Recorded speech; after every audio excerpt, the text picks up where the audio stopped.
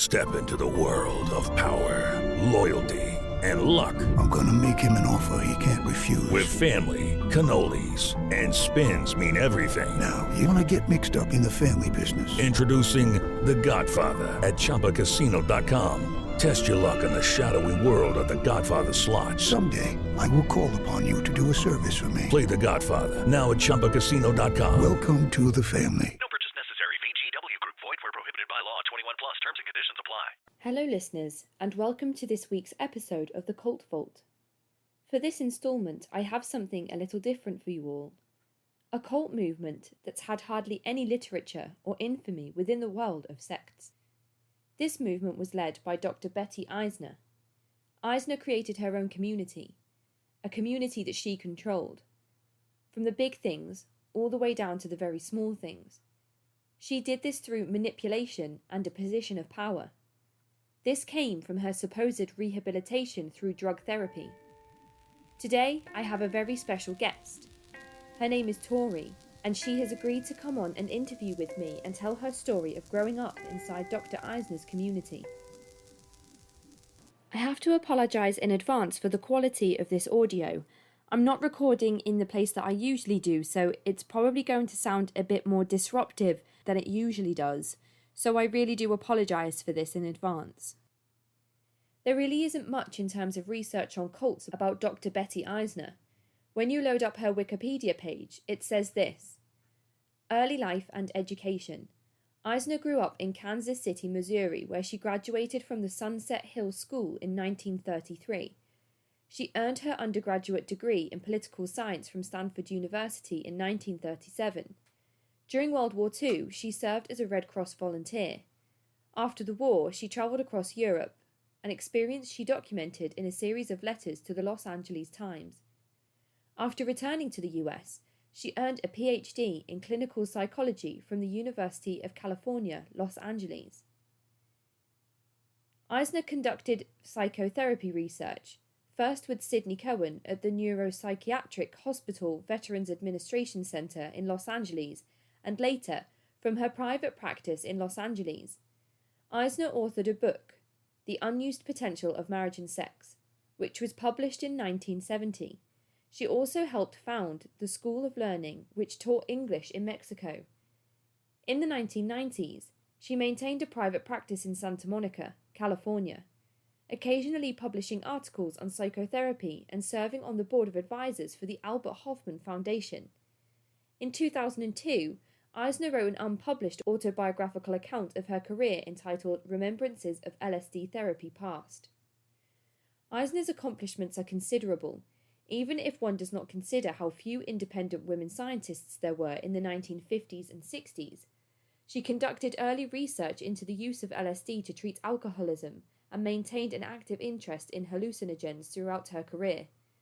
Along with Sidney Cohen, Eisner appears to have originated the practice of using simultaneous male and female therapists or researchers during human hallucinogen administration. Eisner was a therapist for Bill Wilson, co-founder of Alcoholics Anonymous, when he tried LSD. In addition to using hallucinogens, like LSD, and mescaline, in psychedelic therapy, Eisner also gave stimulants such as the inhaled gas mixture carbogen to her patients. However, Eisner's interest in finding new tools for psychotherapy was not limited to drugs. Eisner was particularly focused on pharmacological variables that she felt influenced outcome of psychotherapeutic sessions. She considered the specific individuals present as an important variable in therapeutic outcome and sometimes conducted sessions in group settings. Some of these group sessions included encounter group style expression and bodywork. Eisner also described the psychotherapeutic importance of a variable she called matrix. This term encompassed the everyday living space and larger social context in which the patient lived and returned to between sessions. Betty Eisner's publications and personal correspondence are archived in Stanford University. I also found it extremely interesting that the community Eisner ran was located in Santa Monica, close to where Synanon and their LSD therapy had also been operating at exactly the same time. If you don't know about Synanon, you should quickly go back and have a listen to the episode that I covered a few weeks back, which sheds a lot of light on Santa Monica during this time and the pioneers of LSD research. Upon looking into Betty Eisner a bit closer, it came to my attention that when she pioneered her LSD research, she did it with none other than Dr. Keith Dittman. Keith Dittman was the person who approached Alcoholics Anonymous asking for participants for his LSD drug trials and research. Charles E. Dederick, the leader of Synanon, was a participant in these early experiments and had his, quote, awakening during his LSD experience under Dittman's watch. He then took this and applied it to Synanon later on. So would you believe it? They really are linked. Dr. Betty Eisner, PhD, wrote a book titled Remembrances of LSD Therapy Past. She released this in 2002. The foreword reads, "This book consists of my recollections, correspondence to and from me about work with psychedelics, and reports about drug sessions. Its purpose is to not only document work that I and others did, but to also make a case for the therapeutic potential, given the proper circumstances, of the drugs discussed. For further information about my work, I have donated my files to Stanford. Although the book contains biographical material, it is not complete. Names of researchers or people known to have used the drug are included, as are the names of my husband, Will, his sister, Helen, his brother and sister-in-law, Bob and V, my brother, Jack, and our children, Malia and DB. Other names have been replaced by 1 or 2 letters. I would like to thank all the people who made my work possible, and also thank my children, Dr. David Eisner and Dr. Malia Grover Mackay, for their help with this book." The chapters within this are as follows: Initiation into Infinity, The Parameters of Infinity, Chapter 3, Our Research, Chapter 4, More Investigation of Parameters, Exploring the Mind Through Space, The Trip to Europe, A New Environment, New Direction, The Researchers Get Together, International Conferences, Chapter 8, The Light of LSD Starts to Go Out, Chapter 9, One Session After Another, Chapter 10, More Sessions. To understand how Betty viewed the work she was doing and the positive effects of LSD therapy, I wanted to read you a short segment from Chapter 3, Our Research, before jumping into Tori's cult account. The short segment reads, "Probably our most dramatic patient was an alcoholic who had been hospitalized 23 times for bouts of drunkenness during which he usually became violent. JD had 7 LSD sessions with discussions in between when he requested them. He improved to the point of being discharged from the hospital and has never been rehospitalized, some 35 years later, although he did drink again. His weekly productions in the arts clinic are a fascinating record of the drama of his recovery, although they do not picture the event which made his recovery possible. The abreaction of an incident where he had been captured by the Germans in World War II and had had to kill 2 Germans in order to escape and return through enemy lines to his own Air Force unit. Another interesting case was a hospitalized patient who was obviously on the verge of a psychotic episode. I'm afraid we'll blow him into a paranoid schizophrenic psychosis with LSD, I told the ward doctor. Well, he's going to have a paranoid breakdown anyway if we don't do something, the doctor replied. And there's nothing lost if we try.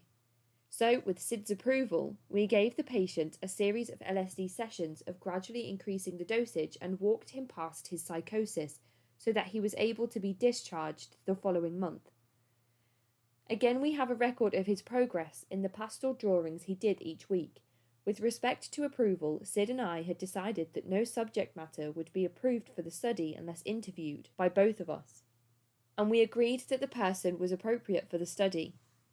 The agreement was breached twice, once when we accepted a patient by phone without having interviewed him, and Sid's solo approval of a patient who later, after I had gone into private practice, broke into my office back door and knocked me out of my chair from behind. This was a schizoid patient who was almost impossible to tolerate until he was under LSD, and then he could be related to. He had been unable to get a job or maintain a relationship, but after 16 LSD sessions he was able to do both. However, evidently, we didn't drain the reservoir of his hostility enough during his sessions. Incidentally, it was interesting to note how LSD lowered an individual's barriers enough to make the person possible to relate to, no matter how unpleasant or hostile before. All patients were lovable once the LSD was working strongly. For anyone interested in learning more about this, I will provide a link to the book on my show notes. But without further ado, here is my interview with Tori. So hello listeners, I'm really excited to be able to bring you an interview today with a lovely lady called Tori who has agreed to tell us her story of her time in a cult. So hello Tori and welcome to the podcast. Hi, Casey. Thank you so much for inviting me. I really appreciate this. Thank you so much for coming to chat with me today. I'm really looking forward to be able to ask you these questions and giving our listeners a little bit of insight into something I don't think we've heard about before. So thank you very much, Tori. Would you like to start by telling our listeners a little bit about yourself or your background? Step into the world of power, loyalty, and luck. I'm gonna make him an offer he can't refuse. With family, cannolis, and spins mean everything. Now, you wanna get mixed up in the family business. Introducing The Godfather at ChumbaCasino.com. Test your luck in the shadowy world of The Godfather slot. Someday, I will call upon you to do a service for me. Play The Godfather now at ChumbaCasino.com. Welcome to the family. No purchase necessary. VGW Group. Void where prohibited by law. 21 plus. Terms and conditions apply. Well, I'm in my 50s now. I left the cult when I used college as an excuse to escape from the cult. So I grew up in California, and the cult was in Santa Monica, California. So when I was looking at colleges, I found the college that was furthest away. I really wanted to go to Colorado, but I kind of felt like, oh, that's too close. They expect me to be coming home. So I went to New York. I went to school in New York, and that was kind of like how I got away from it all. So I lived in New York for like 6 years. And I don't know why, but then I came back to California. So I have been living in California since 89, I suppose. And I ended up in a career. I've been in my career for 30 years now. I'm a juvenile probation officer. Wow. And I absolutely love it. And I feel very grateful for my background in helping me deal with the types of kids that I deal with and having more empathy for them. And so that's kind of a rough background. I've never been married, no children. I attribute that, well, I don't have children because I didn't want to screw them up. And I am not married because it seems like I always thought I picked the wrong people, but then I reflected back and I said, I'm the common denominator. So a year and a half ago is when I really got into therapy and to try and figure that out. And they're the ones that told me I had PTSD and trauma from being in the cult. So this past year has been a huge healing process for me.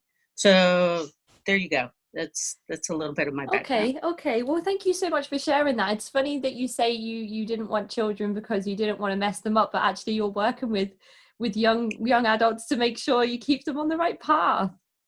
Right. Well, yeah, maybe because I feel like I wasn't heard or seen as a kid. So I feel like these kids don't feel so heard or seen. So that's always been my, that's what I wanted to do. My own child, I don't. We're here to talk today about your childhood experience, and it does involve you being born into a cult. So it's my understanding that you didn't know anything different whilst you were a child. No.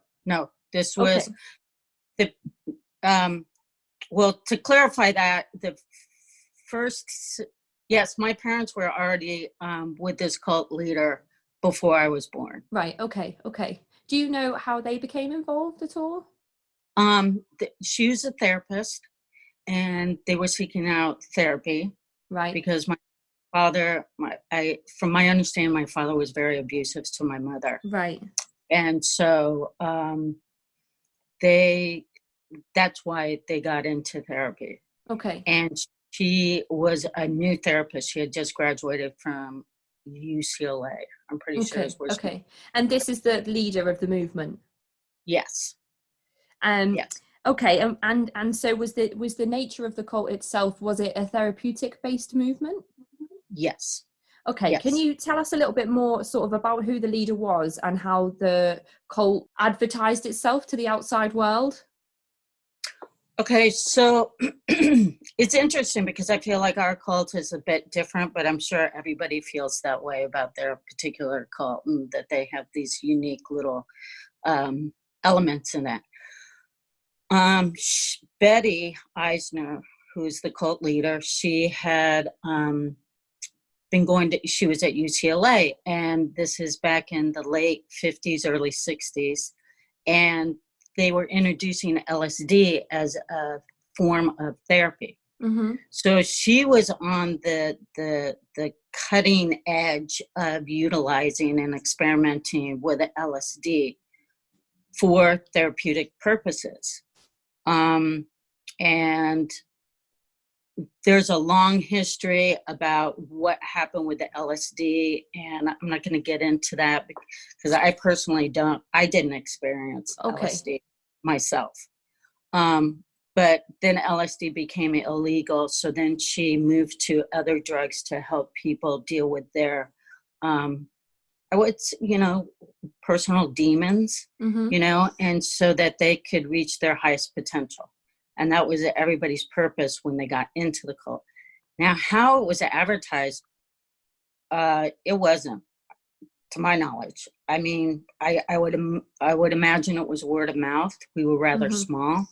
It was probably, I'm guessing at its height, it was 60 or 70 people. No, 70 is too much. I would say 50 to 60 is probably at it. And were you all living together as one sort of family or collective? So good question. We started off in my early years, we were all lived with our particular families, our birth families. Right. Okay. When I was 6, it seems like that's when things started dividing up. Okay. So that would have been in the early 60s, mid 60s. Mm-hmm. Okay. Then communes. We started developing communes. Right. And so different people own these different houses all throughout, mostly throughout Santa Monica, but that general area, kind of somewhere in, that geographical area, I'm just going to say. And then the houses were made up of different people. It seems like Betty would orchestrate who was living at which house. And so for myself, I think I was in like 7 houses. Oh my goodness. By the time I was 12. Oh wow, so lots of moving about. It was a lot of moving about, a lot of different schools. And each house, the complicated thing for me was each house you have different, now you're all under the umbrella of the cult, of Betty's say-so, right? Because she led everything. She was in charge of everything.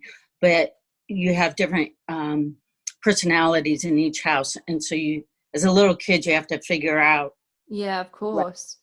How to manage all these different people and their personalities and their expectations. Right. So you've lived with your birth family until a certain age, and then you've moved from house to house under Betty's instruction. Who lives in what house is all determined by her. Right. And then how many other birth family members did you have within this movement, and did you ever get a chance to see them at all? Well, I'm the youngest of 4. Okay. And love my siblings because I was 6. So I looked up to each of them, right? They were like my heroes. And then all of a sudden we're all spread apart. And that was horrible for me. I mean, that was just like heart-wrenching. I lost my parents and my siblings. there was, gosh, how many other families? There was,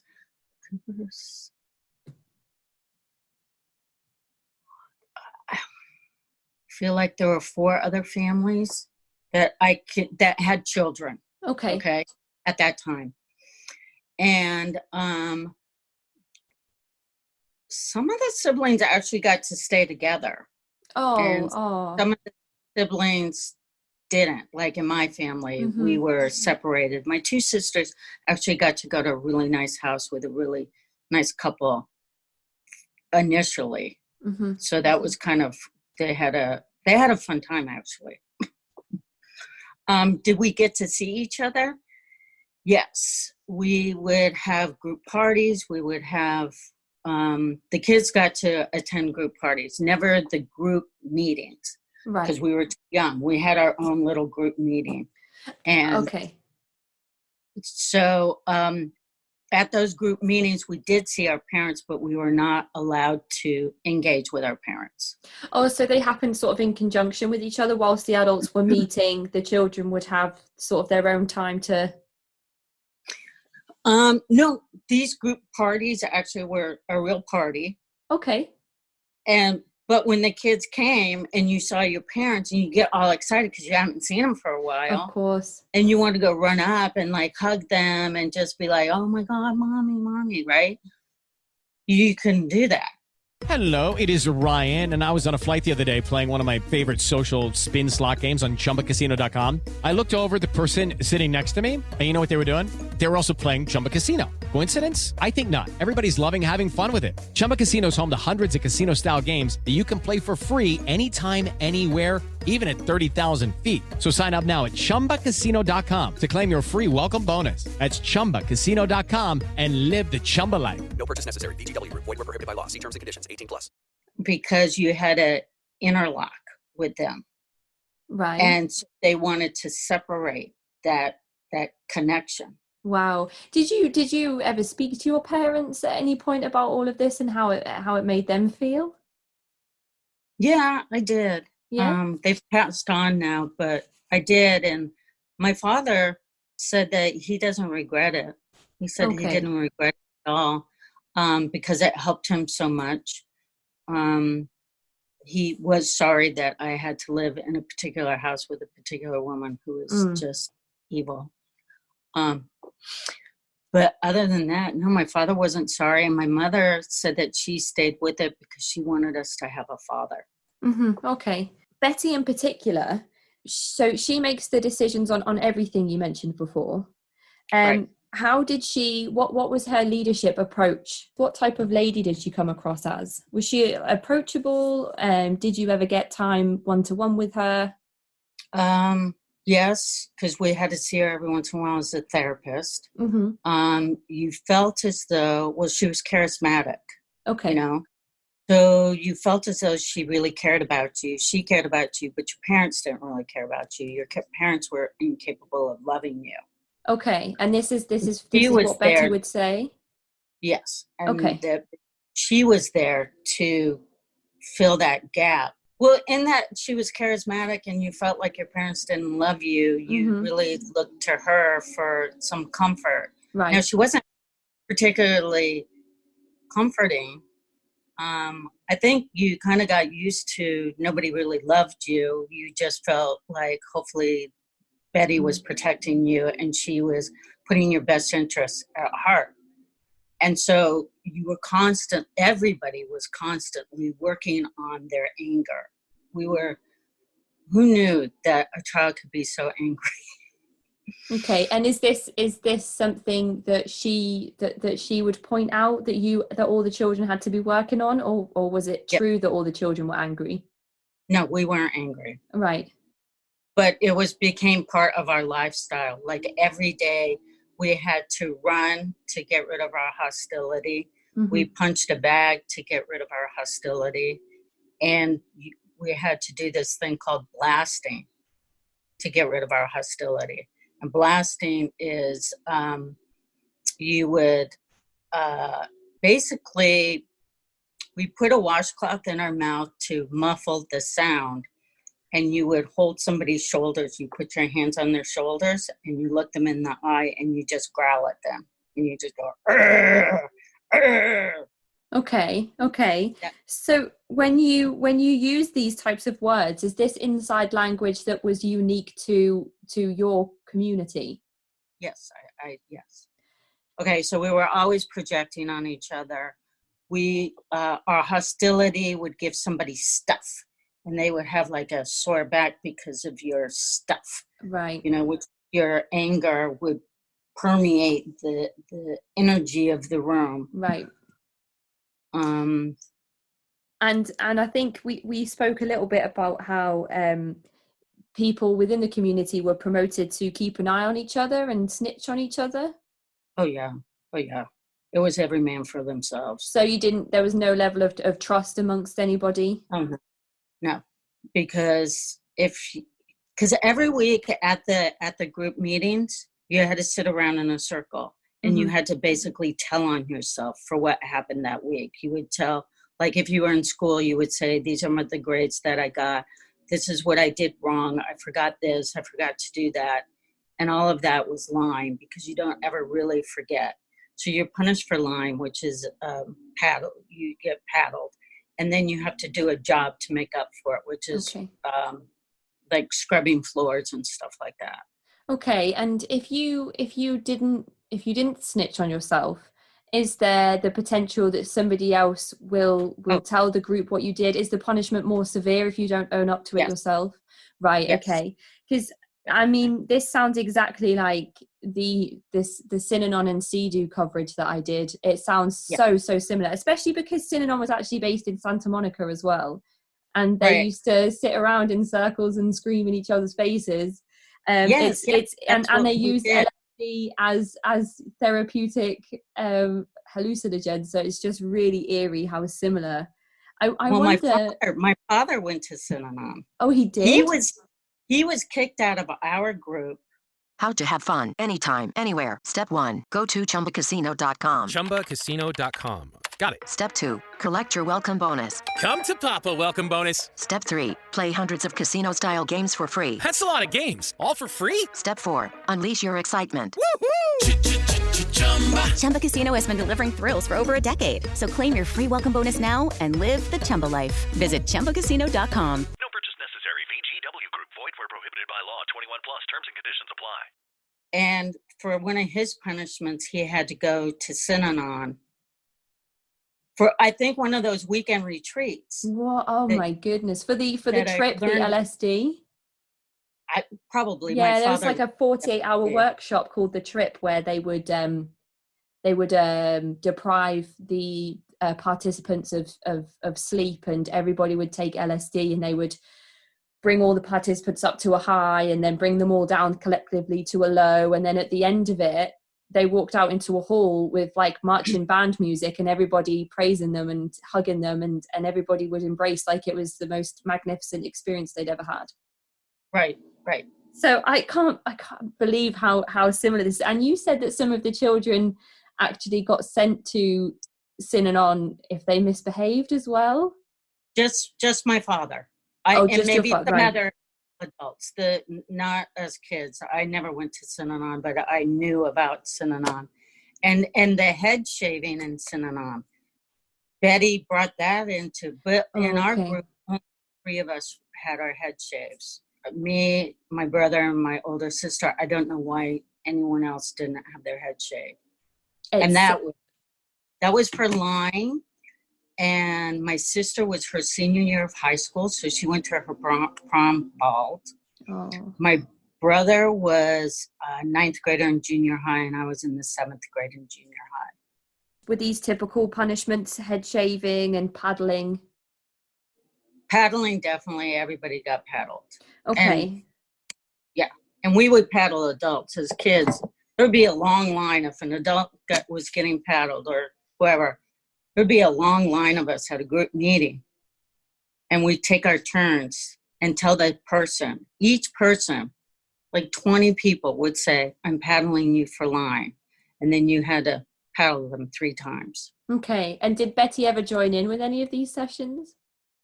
She was at the sessions. I don't remember her ever doling out any of the punishments. So if she is encouraging different types of punishments and making sure that all of these are being carried out, was there any sort of reward system in place for people that, you know, sort of fell in line, abided by the rules? So the reward would be, yeah, I mean, you just kind of felt like you were like, you know, you were in the inner circle and everybody would talk to you, because if you were in the doghouse, as we would call it, then you get shunned and people don't talk to you, people don't hug you, which was a big thing for us. Everybody was hugging all the time. You wouldn't, so you were an outcast. And sometimes you actually got kicked out of the group and you had to, you weren't allowed to participate. And then until you accomplished everything that Betty had laid out for you to accomplish. Do you mean participate as in participate in the community as a whole or in particular activities? As a whole. Like you couldn't attend the group meetings, you couldn't attend the social functions. We got together Sunday, we had Sunday meals together. All the groups everybody would come together to one house and have a Sunday meal. There was a Tuesday group, a Wednesday night taco salad night at Betty's house. To this day, I don't eat taco salad, by the way. And then Thursday night would be another group. And I think the two groups were, one was with the younger people and one was with the older adults. And then every Friday we had a TGIF at another house, which was just socializing and everybody coming together. So our time was always orchestrated and we were always so insular that we didn't really socialize with people outside of the group. Though we were allowed to, but you're just so weird. Like, it was uncomfortable too. It just sounds like there was no time for any of that as well. Yeah. So I've also made a point here that sometimes frequent drug use could be offered as a reward if you stayed in favor. The adults they liked their drug sessions. So if they were doing well, then they would get a drug session. Okay. If you were really bad, then you didn't get a drug session. So yes, it was kind of used as a rewards. Did I say what the drugs were at that point? Because it wasn't LSD anymore. I think you did mention it in a previous message. I think one of them was Ritalin. Yeah, it was Ritalin and gas or ketamine. Right, okay. And do you know how the drug sessions worked, what they looked like? Well, I was in one. Okay. When I was 12. So what it looked like for me was there were a bunch of people at Betty's house. We're in her living room. Classical music is playing. You lay down on the floor. There were a bunch of adults sitting around me. My sister was having her drug session at the same time. Same thing for her, a bunch of adults sitting around her. I was injected with Ritalin, and I was, quite honestly, I was terrified because I've never had a drug before. I didn't know what was going to happen, and I didn't trust these people. And during the session, you are supposed to come up with feelings. Right. And express your feelings and say what's going on and what do you feel and what do you see. And Betty was a big believer in past lives, so you would like share if there was a past life. And all I remember about my session is I just copied everything my sister said, I said, my older sister. And that way I wouldn't get in trouble for doing it wrong. And Betty's reaction was amazing. Betty's reaction was like, whoa, look at this interlock between the two of them. This is fascinating. And I'm thinking to myself, you're so stupid. You didn't even know. I'm just like faking all this. Yeah, I wonder if she knew and she realized how obvious it seemed. So she needed to make it sound like it was more like a prophecy than it was. That must be, I can't imagine how terrifying it is at 12 years old to have to have an injection of any kind, let alone have the pressure of a whole group of adults sitting around you and not knowing what the effects of this substance are going to be. Do you remember how it made you feel in any way? No, I don't. Actually, I didn't, because I was aware enough to just copy my sister. But then she gave me gas afterwards. And that was terrifying, because that I really got a high from, and I had never been high. And I did not like it at all. And I said, she had a eye mask on me, so I couldn't see. And I said, I really don't like the eye mask. I feel like I just want to break away because people were holding me down. Oh, wow. And she goes, no, you can't break away. And I was just like, Lord, let this end. I had been punished so much by that point. I just learned to just like disassociate and just like, at some point, this has got to end. I remember us speaking as well about punishments that involved a clock and being tied to a bed. Oh my God. Okay, the clock one is kind of funny. This poor guy, he was in college. I was very young at the time, probably elementary school. He was in college and he was late to everything.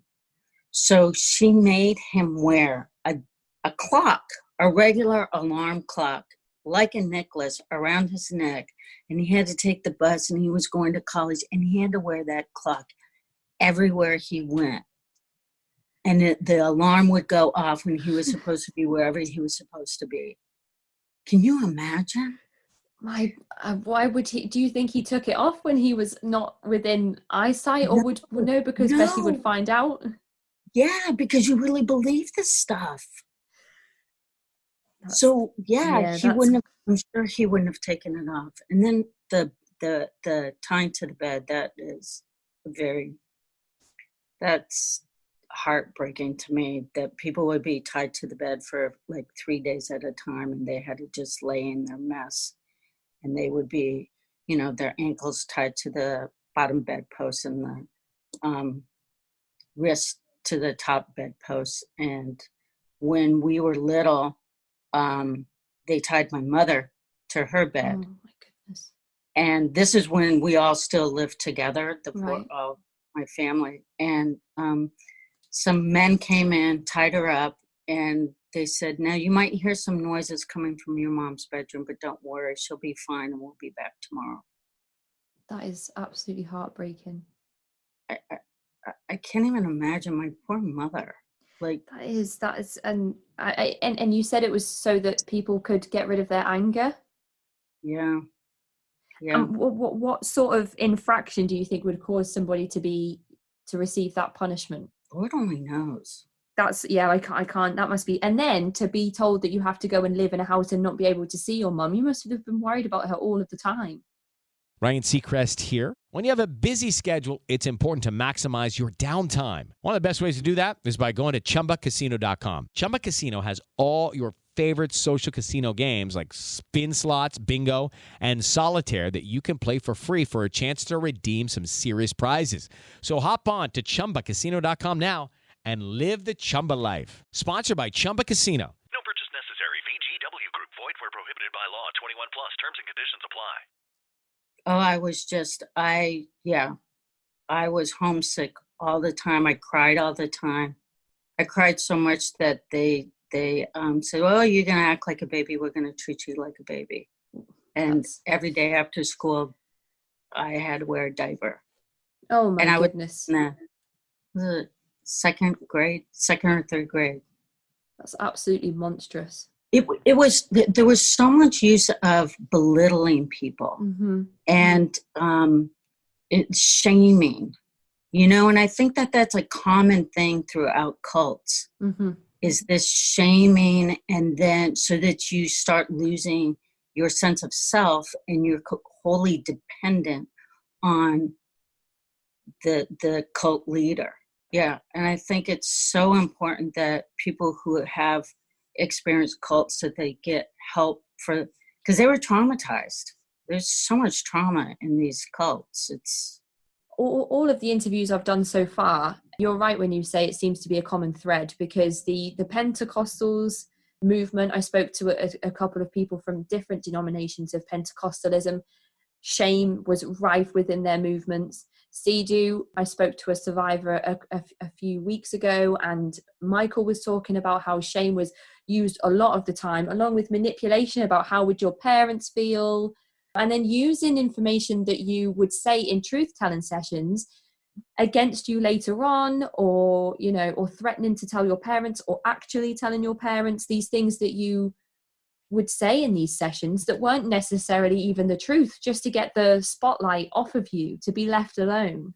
Exactly. That was the same for, in fact, I was talking to my sister the other day, and she said, you know, I always thought that we were brought up to tell the truth, but we weren't, because we had no idea how we felt, because if we didn't feel the way they determined that we should be feeling, then we were lying in what we said. So you're better off just saying, yeah, I'm angry, I'm this, I'm you know,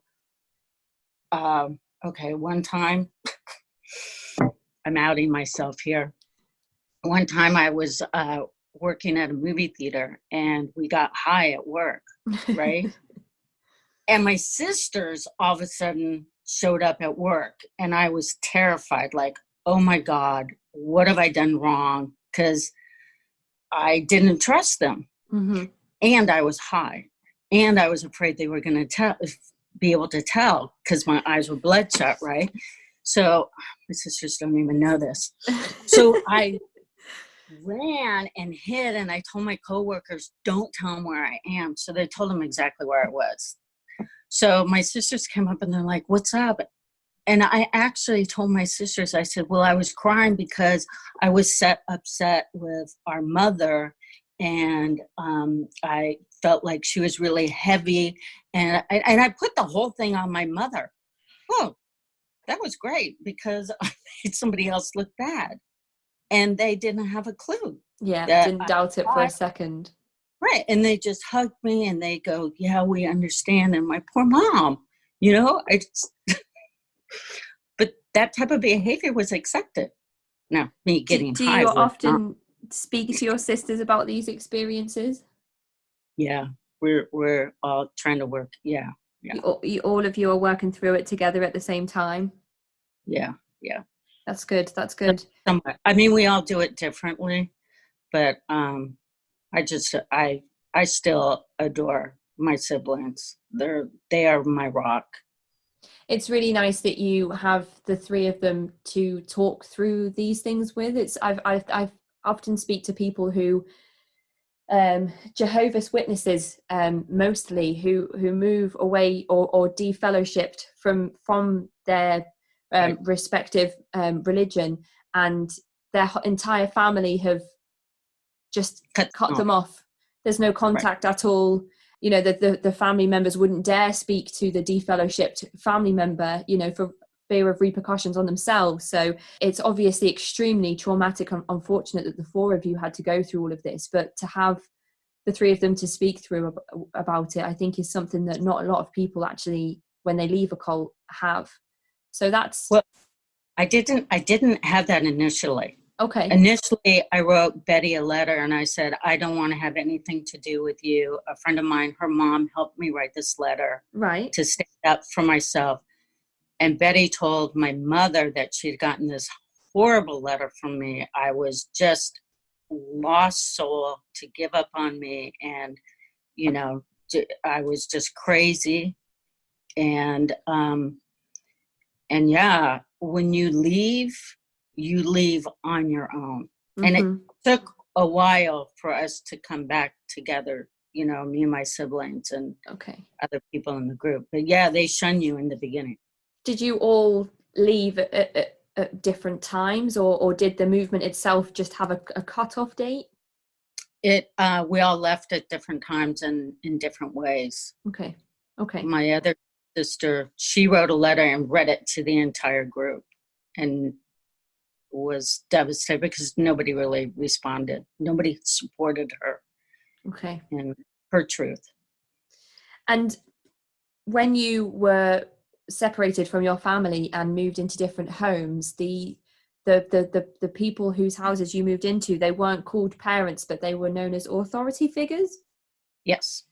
And you authority. mentioned one particular woman before. I didn't know if you wanted to go back and touch on that at all. She was horrible. Was she like an evil stepmom? She was a teacher, and she treated me like, well, she used to call me Cinderella. Okay. My life with her was absolute hell. So not the princess side of Cinderella, the cooking and cleaning and scrubbing floors. Right. I was constantly in trouble with her. I could do nothing right. She, I really struggled a lot with her. It was, and zero protection. I don't know why, but it was. I was just kind of left to the wolves with her. Right. So there's nobody you can go and tell and sort of ask for support from. No. And when you were moved out of your home, do your parents get to stay together in a home, or are they separated too? They're separated, brought back together again, separated. At one point they were together, and then my father had a mistress, and then she moved into that house, and everybody was kind of having sex, was part of the attraction, I think, for especially the men, because if they wanted to have sex with somebody, Betty would kind of coordinate it. Okay, so these weren't decisions that people made themselves. They was the mistress sort of assigned to your father, or did it just start up organically? Yeah, my father really loved her. Okay. So that started up organically. However, he was still married to my mom. Right. And my mom, in that house, my mom was moved to the guest house in the back, and his mistress had, the two of them shared a room. Right. That was when I was in high school, and I actually was living with them at that point. And how was that? How was that for that must have been difficult for you and your mom. Oh, I hated it. I hated my parents, because I'd already been so abused by this woman. Mm-hmm. And now my parents, I'm in high school, and now you're going to tell me what to do? No, I don't think so. Right. I had zero respect for my parents. I hated my father for what he was doing to my mother. Mm-hmm. Then I asked to move to another house because I just hated it. And, I did have a great year, though. I had one incredible year. Okay, tell me about it. I want to hear the whole thing. This year, my brother and I, both of us had our head shaved. And we were just like the epitome of like, nobody wanted us anymore. They wanted to send me away to boarding school. And I think it would have ended up being one of those CDU schools after hearing that. Mm-hmm. And they said, do you want to go to boarding school? And I really did. But I thought if I said yes, they wouldn't send me. So I said no. And they didn't end up sending me to boarding school. But my father's father had a construction company that was doing a huge project in Saudi Arabia. Right. So my father got kicked out of the group, and my mother got sent with him so that they could work on their relationship in Saudi Arabia. It was like a punishment. Okay. Then my brother and I get our head shaved, and it seems like people don't want us. They tell me to write a letter to my parents asking them if they will take me. I literally had no idea if they would say yes or no, because I really thought that they didn't love me. Okay. But they said yes. My brother and I ended up spending a year in Saudi Arabia, and it was just my brother and I and our parent and our mom and dad. And we were kids, just kids for an entire year. Went to an international school in Saudi Arabia, and I loved it. It was so, like, there was no stress, there was no fear, it was just normal. It was fantastic. That's nice. That's lovely. Yeah, it was.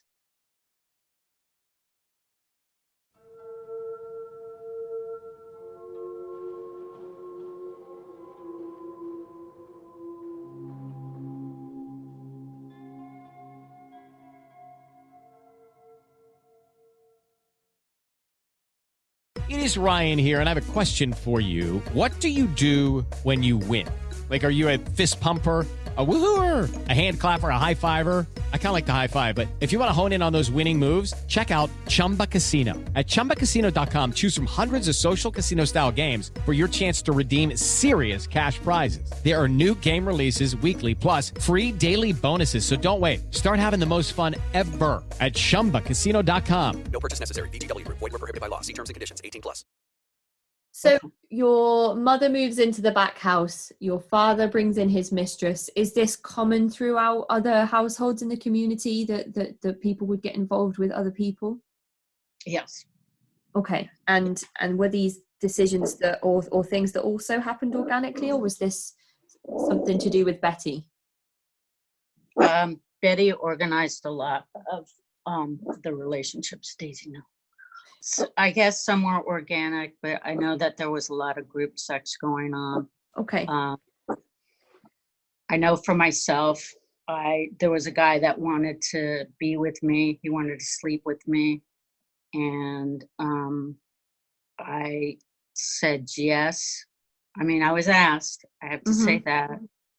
And I said yes, only because I truly thought it was good for my growth.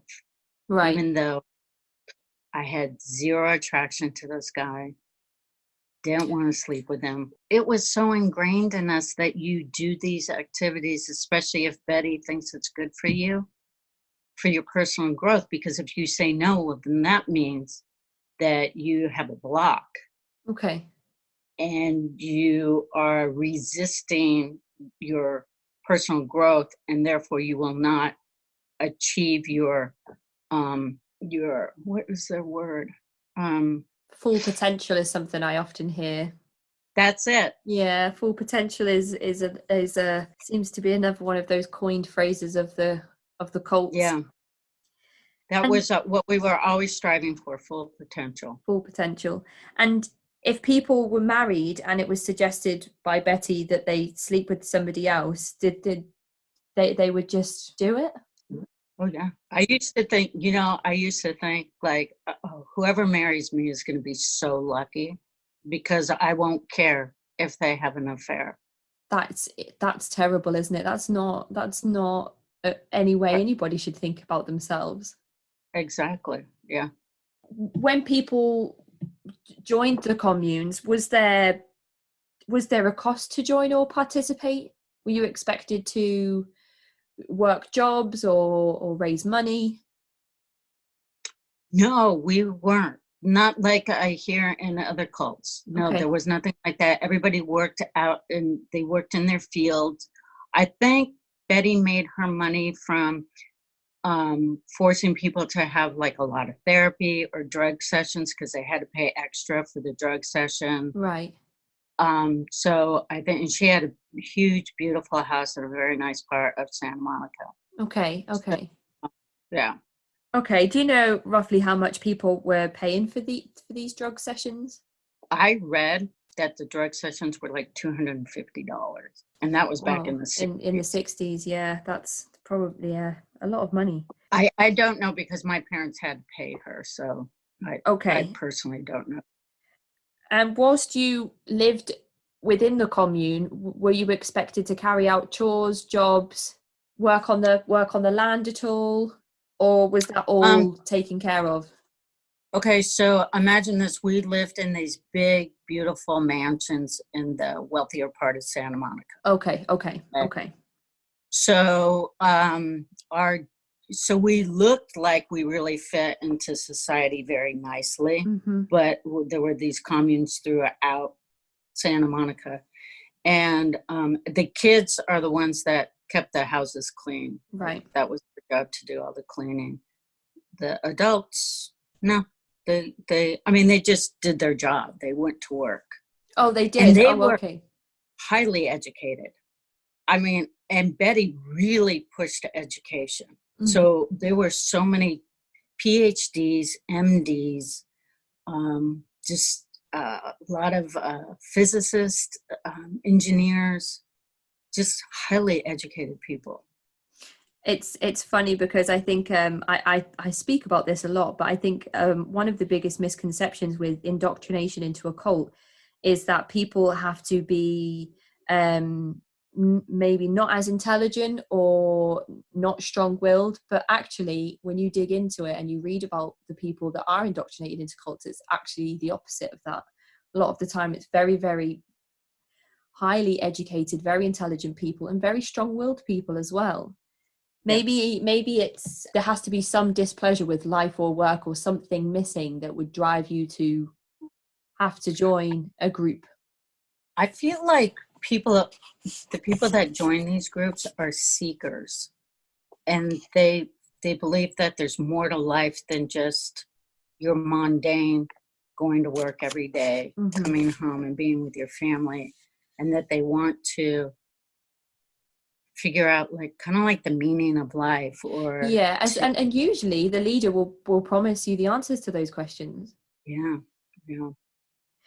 Do you know how Betty would recruit new members into the fold? Was there any promotional material or was it just referrals for therapy?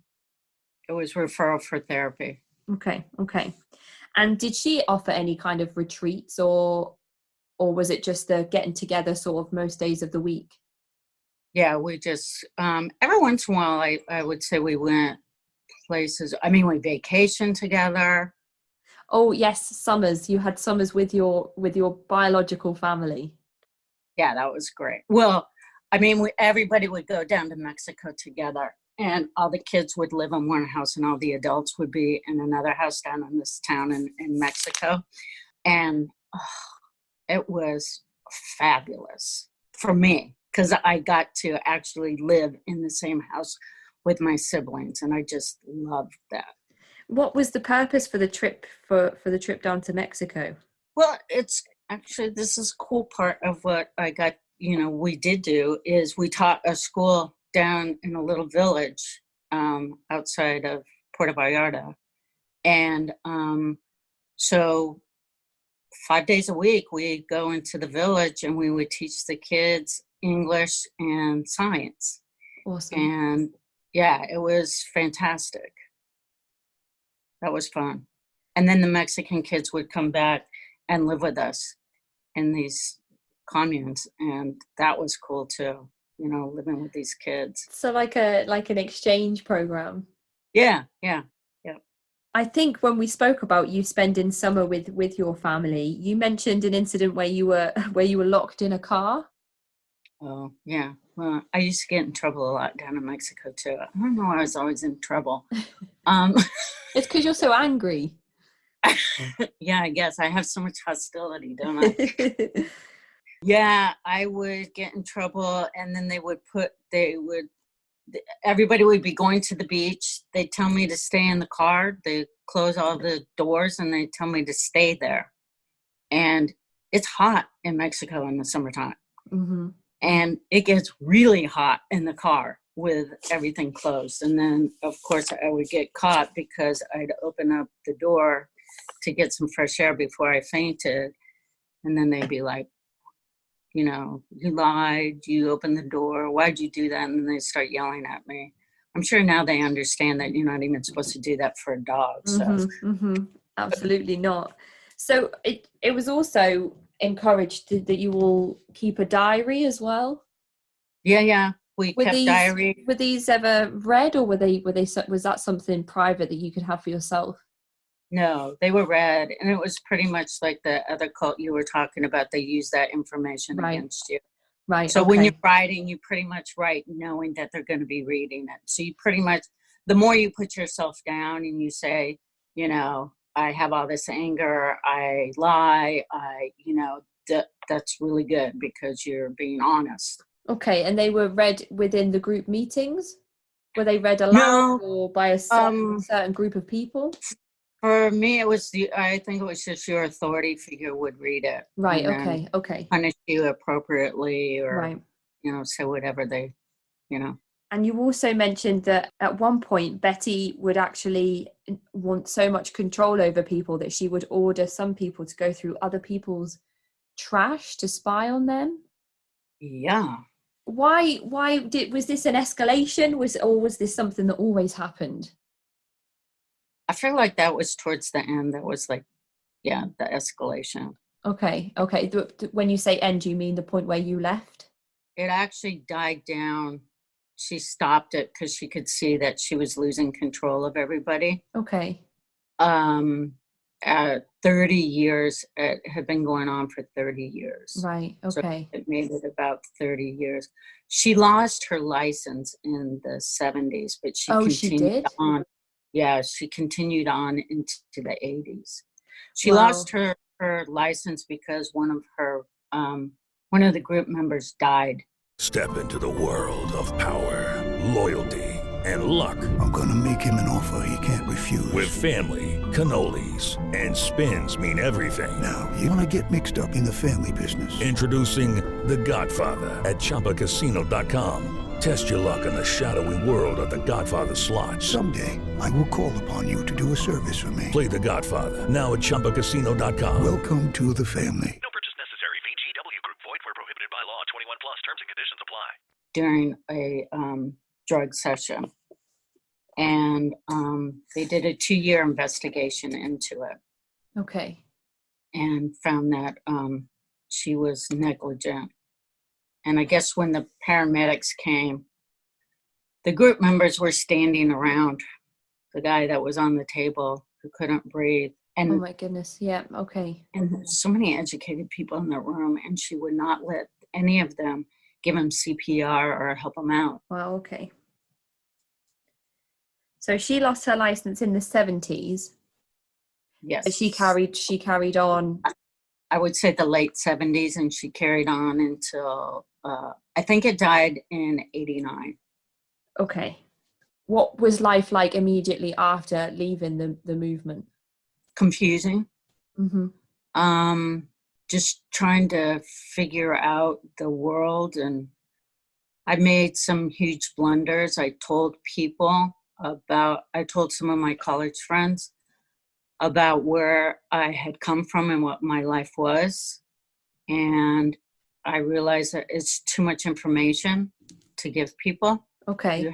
I think when you leave a cult, you have to be really careful on how much information you share.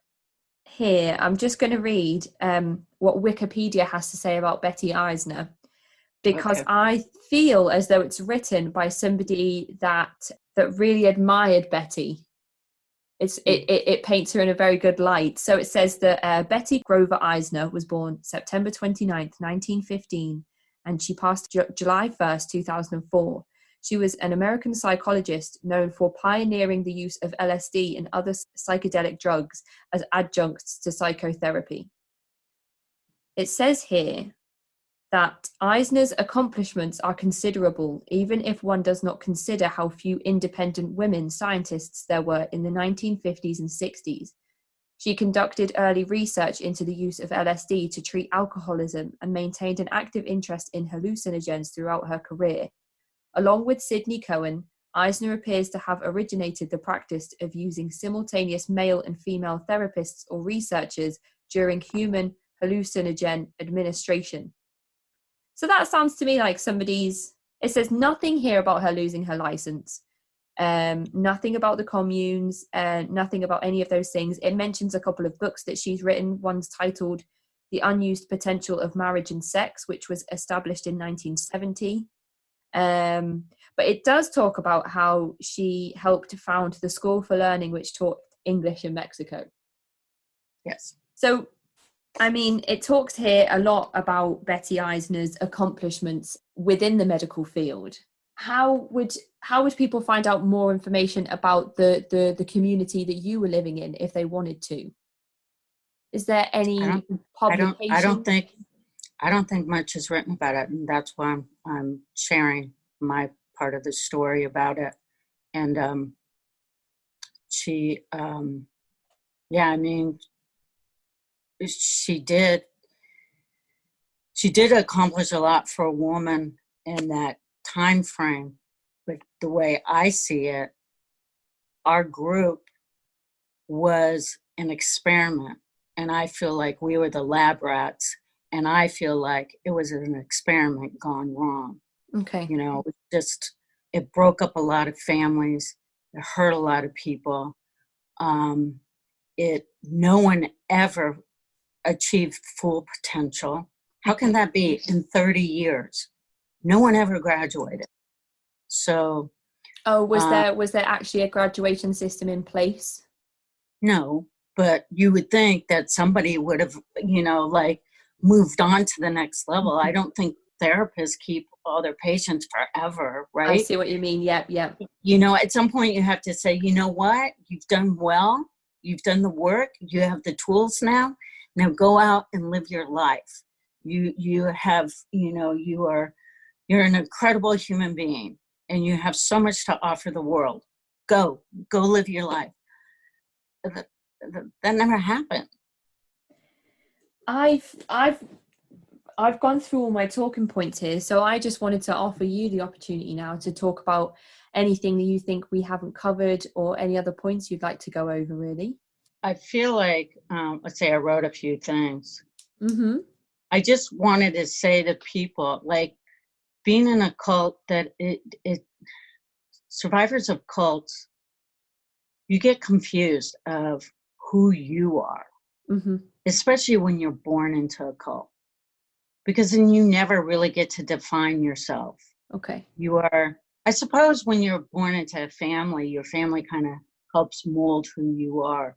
But when you are molded by a narcissist, then I feel like it's a whole different kind of experience. And that just that people should know, survivors should know that the cult doesn't define you. And it's your life, and you survived something horrific. And that was highly manipulative. And I would have to say, my guess is all cult leaders are narcissists. Mm-hmm. So it's all realizing that everything that you experienced was about feeding their ego, and it really wasn't about helping the individual. And I think that survivors ought to be proud of themselves for getting out. Absolutely. And cautious, because statistically, survivors have a tendency to fall back into other cults. Because So statistically, cult survivors tend to end up in cults again. And I think that's because there's something very seductive about being in a cult. And that is because you are part of a community. And that community believes that you have all the answers, that you are ahead of the curve, that you are years ahead of everybody else. I know that that's what we believed, that we were basically chosen. And that's kind of cool to be a part of that. It's definitely a common theme again with cults as well. The holier than thou, I always compare it to. Right. Yeah. And it takes a while to find who you are. I mean, I never married because nobody ever got me, and they weren't doing it correctly, because some of my beliefs are so deep inside me, within me, that I think that the way I know how to do it is a good way, is the way. Mm-hmm. And so in finding this therapy that I just found this year and a half, it's only been a year and a half, that I found a therapist that told me that I had experienced trauma and PTSD, which I was shocked, to be quite honest. I thought I knew more therapy than most therapists. Mm-hmm. And it's helped a lot in dealing with the trauma, identifying the trauma and PTSD, and doing particular modes of therapy that I didn't know about before, like EMDR. Have you ever heard of EMDR? I haven't, no. It's a great method of therapy where they help rewire your brain. Okay. To get rid of those triggers. Because there's so many. Oh my God, Like music trigger. like tacos. Taco salad. I timers. I can't stand a timer because we had to eat our meals within what did we get? I think we got 3 or 5 minutes to eat our meal, and if we didn't finish, that was just for breakfast. But if we didn't finish in that time, it went into the blender, and then you had to drink it all. So that would be oatmeal, grapefruit juice, and milk. And then, of course, we would line up to throw that up. And that was just with that one crazy lady that I lived with. I mean, the stories I could tell about that lady. So did you apply the word cult to this movement after you left, or was that something the therapist helped you to realize?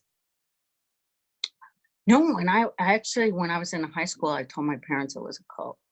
I go, this is a cult. And they're like, no, it isn't. No, it isn't. Well, yeah, it is. How, do you remember having that realization? Yeah, it was. I just remember like knowing that we were all following Betty. And I honestly believe that Betty was like a god, because we did not believe in religion. Religion was negative. And I believe that she was like a god. And then I remember us having a conversation one time with some of the members that Betty would never die. And some people are like, that's ridiculous. She has to die. She's a human. And it was like, how can we go on if she dies? Like, that's freaking crazy. And I do remember thinking, how is it that we're so special if there's only like 60 of us and the whole rest of the world is crazy? That just doesn't make sense. That was illogical to me. So that was. Did you ever try and have those conversations with people? No. I ended up having a friend in the cult. She and I realized that if we stuck together, she's like a year and a half younger than I am, but she passed away. And I think it affected her because she was like perfect. And the lady that I lived with just loved her. She did everything right and I did everything wrong, and she was Black. And I thought, if only I was Black, maybe I wouldn't be such a shit and maybe I wouldn't be in trouble all the time. Did you two stay in touch after you moved on? Oh, yeah. Yeah. She was my sister. And you love your sisters. Yeah. But she knew me better than my sisters know me now. I mean, she's like the closest. Anyway, she's at peace now. What I find really interesting here is how religion, I'm guessing religion was sort of a no-no because Betty was a woman practicing science and medicine. Mm-hmm. But she was interested in people's past lives. Yeah. So that's strange, isn't it? Yeah. She was really big into past lives. In fact, that's how that guy died, is because she thought that he had too many past lives coming through at the same time. It's in that book I'm telling you about. Yes, which So have you read the book? Yes. Okay, just talk us through the name of the book and what it's called. So if anybody did want to go and read a little bit more, this is probably the only thing we've come across that actually has something written about the experiments that were taking place. Right. And it's all about the trial. It's really about the trial. But in people's depositions on both sides, you get a clear picture of the group. And you can see, like, all the ones that are going for Betty, oh my God, the lies, of which is shocking to me because we were never allowed to lie. So the lies that she tells and that these other people tell in their deposition. So you can tell who's lying because they're pro Betty. Okay. The other one, and they left after the guy died because they were like, and they were called the Splinter Group, and they were completely ostracized. And They were called splinters because they left. Right. Because in Synanon, they're called splitters if they leave. Oh, really? Yeah, it's funny, isn't it? Or splitties. I get confused between Synanon and Zedu now because they're so the same thing. So you've got a group of splinters, and they're the ones in the book. What is the title of the book? Sorry, I think it's called Deadly Blessings. Okay. And you could Google it, and it is 3 chapters. And the guy that writes it, he investigates 3 different cults, and I think deaths. I didn't read their parts. But the third chapter is all about Betty and her trials. Right. And like she says that she didn't split up families. She didn't split kids up from their families and that. And which really pisses me off. Because yeah, she's kind of confident that none of you are going to come forward and say, well, actually. And you know what's really crazy? During the trials, I was in high school, me and my sister, who's not really my sister, she and I were in high school with the daughter of the prosecuting attorney of that case. Right. It is Ryan Seacrest here. There was a recent social media trend which consisted of flying on a plane with no music, no movies, no entertainment. But a better trend would be going to ChumbaCasino.com. It's like having a mini social casino in your pocket. Chumba Casino has over 100 online casino-style games, all absolutely free. It's the most fun you can have online and on a plane. So grab your free welcome bonus now at ChumbaCasino.com. Sponsored by Chumba Casino. No purchase necessary. VGW Group. Void where prohibited by law. 21 plus. Terms and conditions apply. And she came to us at school and she said, if you want us to, he will nail Betty. You just give the word.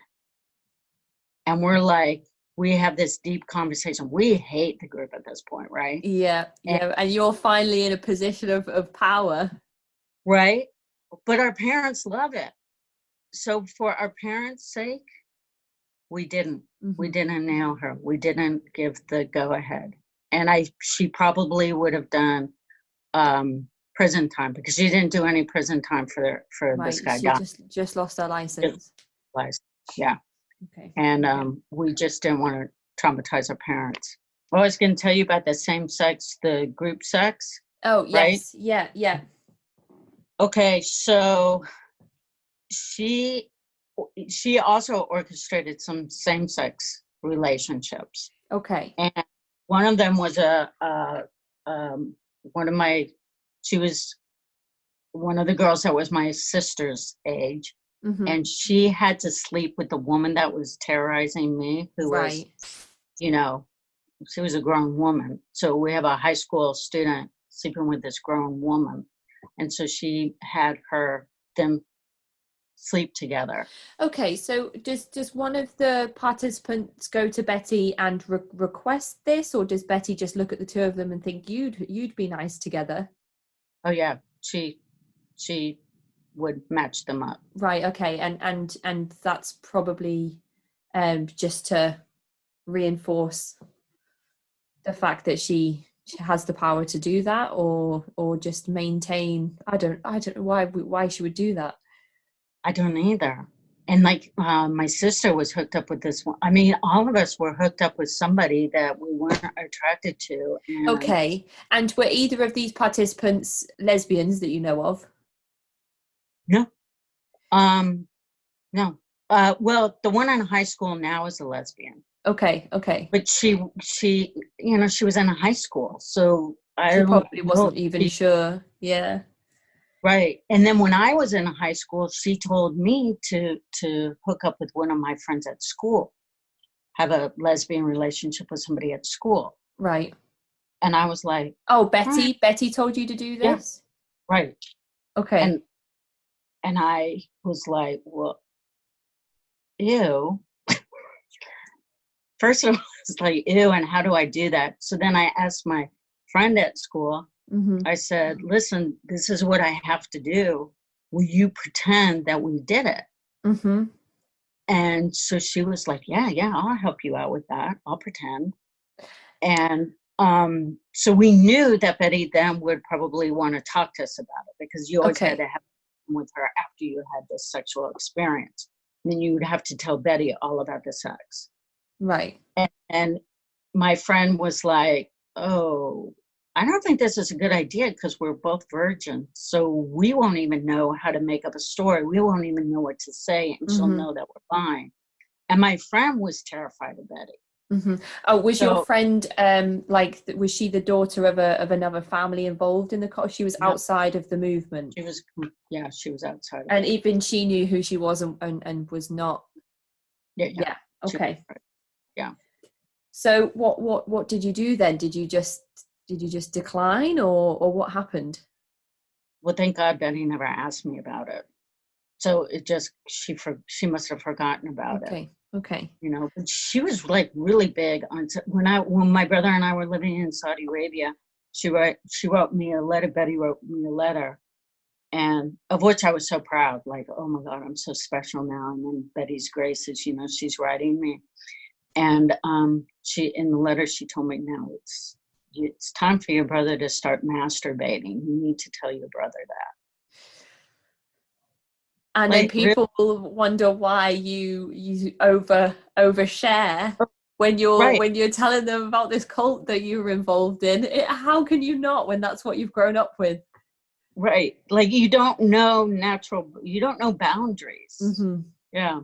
So what do you think about cults that are similar to this one in the way that they're set up with the communities and stuff? How do you think that this COVID-19 virus has been affecting those types of movements? I would be terrified. Do you reckon it's damaging cults, or do you think it's helping them thrive because everybody has to stay sort of where they are and there's no traveling about and stuff?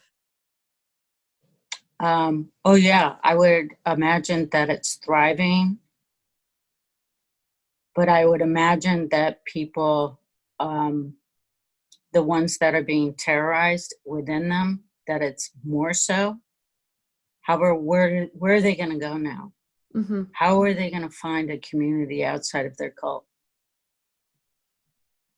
It's just something that every time I do one of these episodes at the moment, and places reopen and then they close again, and I keep thinking to myself, I wonder if there's any off-grid cults that are thriving because they don't need everything to be open. They don't, being in lockdown is not really anything new to them. But then I've been reading about some Jehovah's Witnesses that have resorted to putting letters through people's post boxes to ask for donations, because usually they would go and do the door-to-door stuff. So I guess some movements are flourishing and some are struggling. Well, yeah, that's true. And all these ones that I've heard about that are out on the streets trying to sell like T-shirts, and they're selling stuff. Mm-hmm. I've heard some of your podcasts about, that they have to go out and they have to work really hard to make money. And yeah, if that's their source of income, is depending on the outside world, they're stuck. They're in a but they can all apply for unemployment, can't they? That's so true. Then they pool their resources together, and maybe they live under one roof. Maybe. Hopefully we're not giving people too many ideas here. Yeah, right. I'm not gonna edit that. Edit that out. Take that bit out. I think that there was a way to to help people see. Like, I know somebody who's in a cult right now. Well, her husband's in a cult. Okay. And she's really struggling in the relationship to be in it or to not be in it. And I'm like, dude, like, he's in a cult. He's going to bring you into it. Mm-hmm. You aren't a believer right now, but the only way for this relationship to work is for you to leave him. But she doesn't understand what a dark hole that is. How can you if you've never been in one? Because you believe, like, I'm not going to fall for all that. I know who I am. But it is so seductive. They slowly manipulate you and bring you in. You know, they're so kind to you in the beginning and empower you. And then that's when they start doing the manipulation so that you feel as though you're dependent on them and that they have all the answers. And you just wait for the answers and wait and wait. Yeah. And yeah. Well, hopefully your friend can sit down and have a conversation with you and realize the seriousness of what potentially could happen if her husband is involved in something that's as sinister as a cult. How did you get into this? Well, I've wanted to start a podcast for ages, and I listened to a lot of true crime podcasts. And then I was off on maternity leave, and then lockdown started. So I just decided to sit down and start putting some podcast material together. And my friend recommended looking into cults. And at first I thought it was just going to be sort of half-an-hour episodes of the really infamous, like, ones that you see on Netflix, you know, cults that you hear about all over the news. But actually I found it much more interesting and empowering for other people as well, to talk about the lesser known cults that have actually affected people and give them a platform to speak. And my episodes have gone from only being half an hour to being sort of 2 hours long. But yeah, I'm just really enjoying hearing people's stories, and, you know, people get in touch and they say, you know, thank you so much for giving me this opportunity, because Hello, it is Ryan, and I was on a flight the other day playing one of my favorite social spin slot games on ChumbaCasino.com. I looked over at the person sitting next to me, and you know what they were doing? They were also playing Chumba Casino. Coincidence? I think not. Everybody's loving having fun with it. Chumba Casino is home to hundreds of casino-style games that you can play for free anytime, anywhere, even at 30,000 feet. So sign up now at ChumbaCasino.com to claim your free welcome bonus. That's ChumbaCasino.com and live the Chumba life. No purchase necessary. VGW. Void where prohibited by law. See terms and conditions. 18+. I haven't had it before, and that for me is, you know, that's great to hear. That's awesome. So hopefully something will come of it, and I can just carry on doing it and carry on speaking to people like yourself and gathering all these stories and just putting them on the internet. That's cool. Because it really, it's a blessing for people like us to have some play and to hear other people's stories, because then you don't feel like you're so alone in the world, because we are a small minority, you know. And it's and one thing that I keep looking for is, like, it feels like everybody, all the cults that I've listened to, the kids got to stay with their parents within the cult. And I haven't yet found a story where it's except for the CDs when they got sent away to boarding school. I think Synanon as well. They sent all the kids to the hatchery, and that was the name of, like, all the kids went to the same place. And if you spent too much time going to see your child, then you were, you were shamed. Yeah. Again. Yeah. It's always with the shaming, isn't it? So, parents were sort of encouraged not to go and visit their children. So maybe it's Santa Monica. You're right. It's so I really do wonder if Betty and Charles Dederick ever sat down with each other and discussed what they could do in their respected movements, because they're so similar. Do you want to hear something crazy? Yes. I lived in the apartment that faced Synanon I lived in that apartment for 12 years. Really? After I went to New York and I came back, yeah. The main building. The big brick building. The old National Guard building? I don't know. It could have been a National Guard building. It's beautiful. It is. It's a beautiful building. Oh yeah. And my living room looked right out on it. And then right beyond that, you see the Santa Monica Pier. Was it still well, running at the time you lived there. No. It's Casa del Mar now, which is a big fancy. Oh, right. Yeah, I know which building you mean. Yeah, and it was it Pritikin? I think it was a fat farm. I think it was Pritikin. I have absolutely no idea. Yeah. So how long did your dad stay with Synanon? I think he only did the one of those power weekends. And then he came back? Yeah, and then he was able to come back. Yeah. Yep. What did your parents do after everything finished? My dad stayed with that woman. They got married.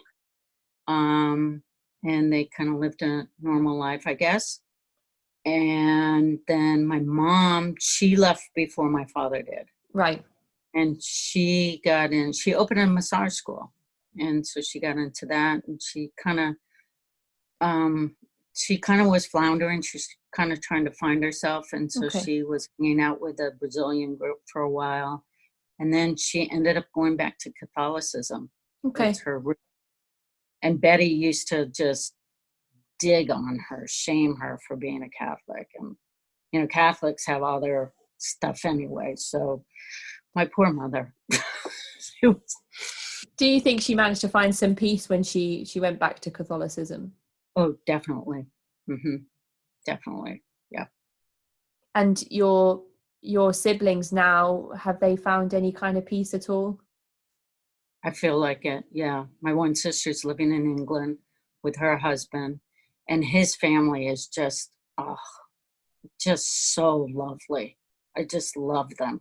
So I'm so happy for her, because she has a nana now that just like embraces her, and she's wonderful. And she's got a couple of kids.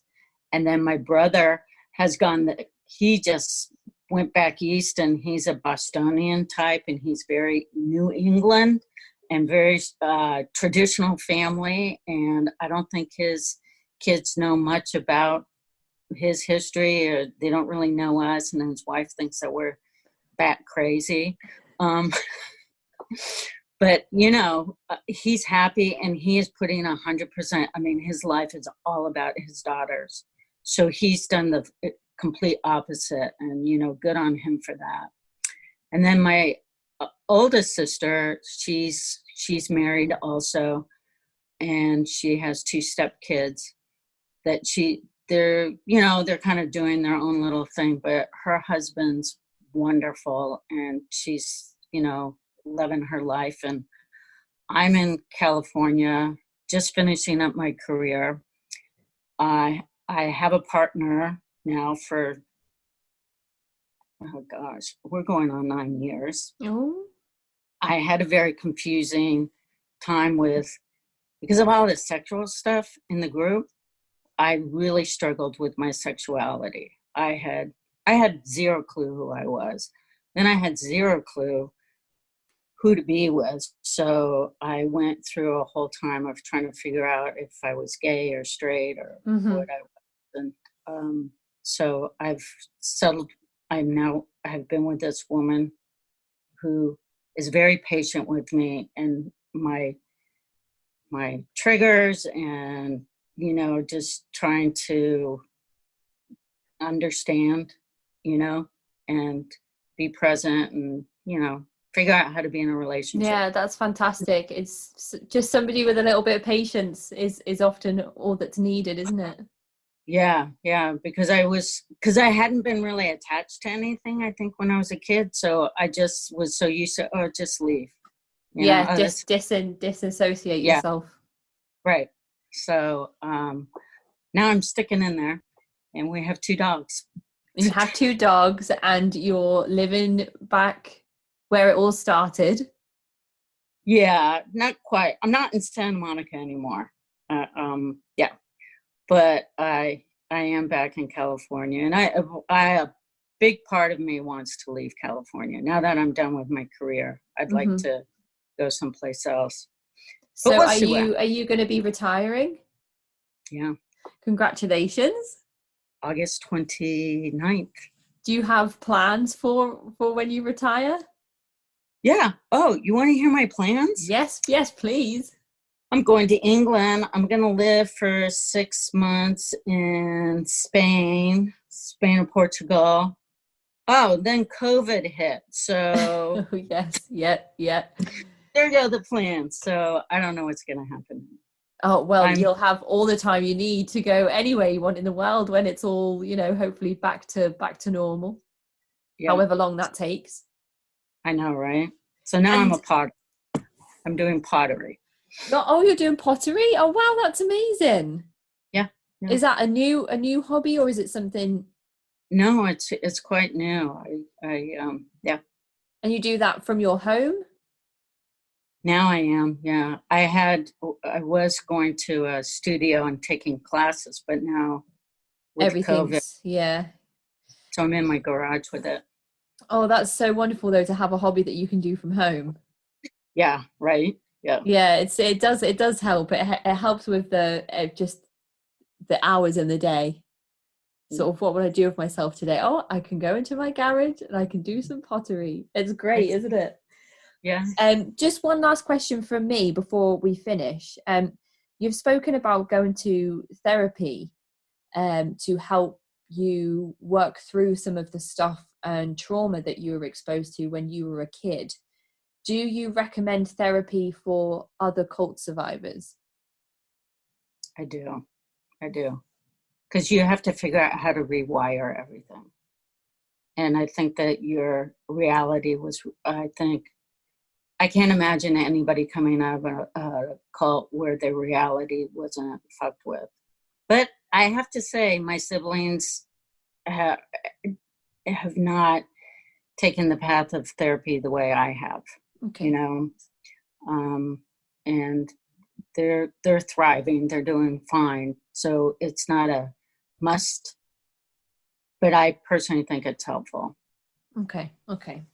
Well, thank you so much, Tori, for taking the time to sit down and speak with me today. I really hope that what we've touched upon and covered today will help some people somewhere with their experiences, or even just raise red flags when joining a new yoga group or a new craft group, or the way that we often hear these things popping up in this day and age. I really hope that you continue to find peace with everything and you continue to heal through your therapy. And I really hope that my book arrives soon so that I can read the chapter all about Betty Eisner. Yeah, I hope so too. And if you have any further questions, please don't hesitate. Thank you so much, Tori, for your time today. I really, really appreciate you sitting down and talking with me. Thank you. This is really a pleasure. And thank you for all the work that you're doing. Oh, no, that is my pleasure. That is my pleasure. Thank you so much. Enjoy the rest of your day, Tori, and goodbye to your 2 dogs as well. Okay. Bye-bye. Congratulations, baby. Thank you so much, Tori. Bye. Thank you.